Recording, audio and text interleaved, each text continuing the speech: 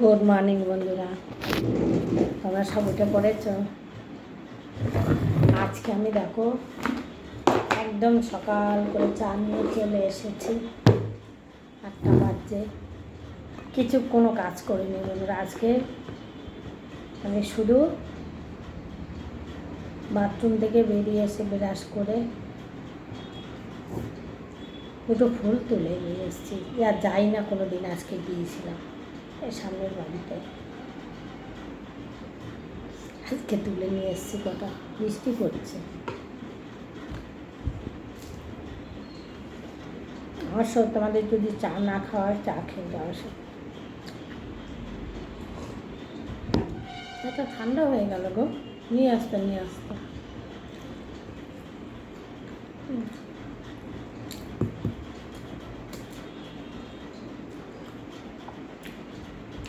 শরীরটা বন্ধুরা একদম ভালো লাগছে না।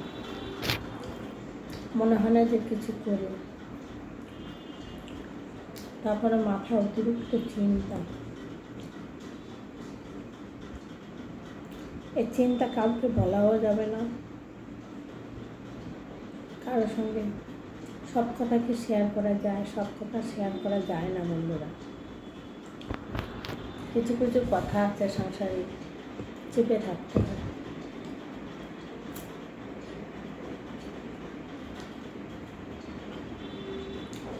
বলা যায় না, বলতে গেলেও বলা যায় না।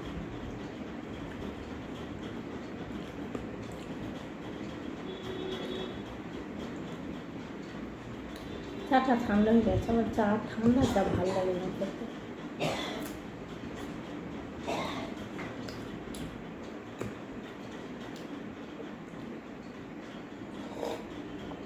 একদমই ঠান্ডা।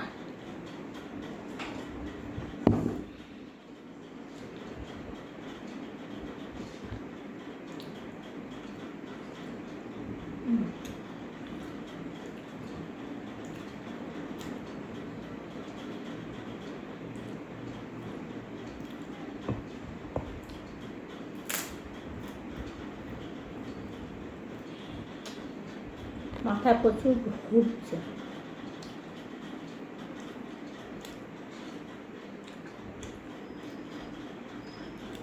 রাত্রিবেলা থেকে এত শরীর খারাপ লাগছে, আমি শুয়ে থাকলে ঘুম হচ্ছে না কদিন থেকে বন্ধুরা, একদম ঘুম হচ্ছে না। কিন্তু আমার যে ঘুমের ওষুধ দিয়েছে, সেই ওষুধটা খেলে বন্ধুরা আমি উঠতে পারি না।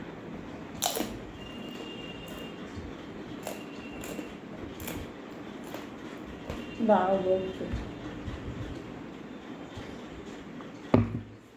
ঘুমের ওষুধটা খেলে খাওয়ার সঙ্গে সঙ্গে ঘুম পেয়ে যাচ্ছে। একটু কড়া ধরনের ওষুধ দিয়ে আমি তার পরের দিন 10টা 11টার সময় ঘুম ভাঙে।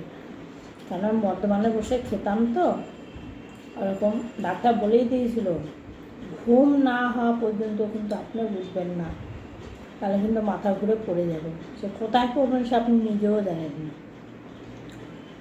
আপনার খুব ঘুমের প্রয়োজন।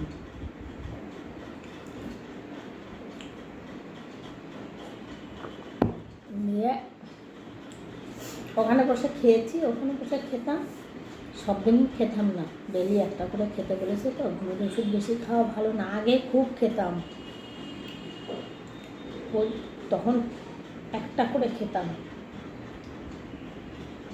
ওর বাবা বেঁচে থাকাকালীনও, মরে যাওয়ার পরেও ওর বাবাই ডাক্তার দেখিয়ে ঘুমের ওষুধ ফষুধ সব দিত, নিয়ে আসতো। বাবাই তখন ওষুধপালা দিয়ে দিত খাওয়ার টাইম হলে।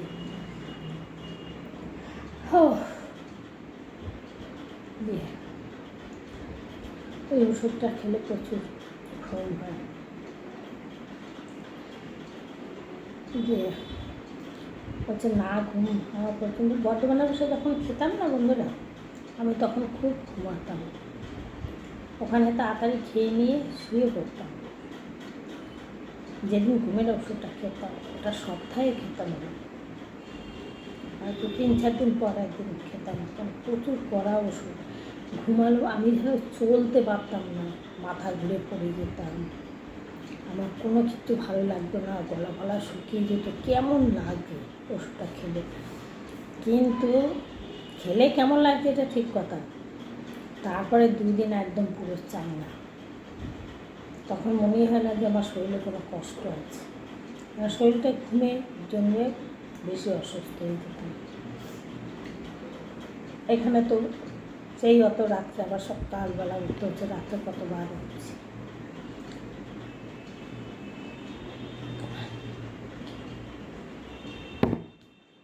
আচ্ছা, চায়ের মধ্যে দুধের সর দিয়েছে, আমার দুধের সর দিয়ে চা খেতে খুব ভালো লাগে।